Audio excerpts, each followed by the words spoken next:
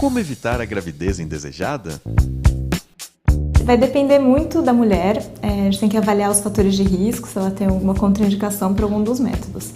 Então, tem que ser avaliado caso a caso. Por exemplo, aquelas mulheres que esquecem de muito tomar pílula, a gente deve evitar o anticoncepcional oral. Aquelas mulheres que às vezes têm mais parceiros sexuais, não têm um parceiro fixo, elas devem usar também a camisinha para evitar doenças sexualmente transmissíveis. Como a pílula deve ser tomada pela primeira vez? Então, quando a mulher for tomar pela primeira vez, ela deve iniciar a cartela no primeiro dia do ciclo menstrual. Então, no primeiro dia da menstruação, ela começa a tomar pílula. E depois ela vai respeitar o intervalo de cada pílula, se é de 4 dias, de 7 dias, ou se é o uso contínuo. Isso vai depender da menstruação. Qual a eficácia da pílula do dia seguinte? A eficácia da pílula do dia seguinte, ela é diretamente relacionada à precocidade do seu uso. Ou seja, quanto antes você tomar ela, depois da relação sexual desprotegida, melhor vai ser a eficácia dela, então menor a taxa de gravidez. Então, se ela for tomada até 24 horas depois da relação sexual desprotegida, a eficácia dela gira em torno de 95%. Agora, se for tomada entre 24 e 48 horas depois da relação sexual, já cai para 85%.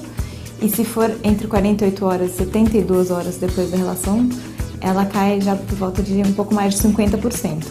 E ela não deve ser tomada depois de 72 horas da relação sexual. E é importante lembrar que ela é também chamada de contracepção de emergência, então ela não é considerado um método anticoncepcional para ser usado de forma rotineira e habitual. Quais os efeitos colaterais da pílula do dia seguinte? Pode ter náusea, às vezes um pouco de tontura e geralmente pode acontecer alguma irregularidade menstrual, tanto antecipar, quanto atrasar, quanto ter um sangramento fora do ciclo. Quem não se adapta à pílula anticoncepcional deve optar por qual método? Depende, a gente tem que conversar com a mulher, ver qual ela prefere, se ela tem alguma contraindicação. Mas hoje em dia a gente tem os métodos que tem um hormônio só, que é a progesterona, que tem 2 tipos de hormônio, que é o estrógeno e a progesterona, e que sem hormônio nenhum. Então a gente tem o DIU, que é o dispositivo intrauterino, que tem tanto sem hormônio, que é feito de cobre, quanto o com progesterona. Além disso, a gente tem os injetáveis, o anel vaginal, o adesivo e os métodos de barreira, como a camisinha, e os métodos definitivos, como a laqueadura e a vasectomia.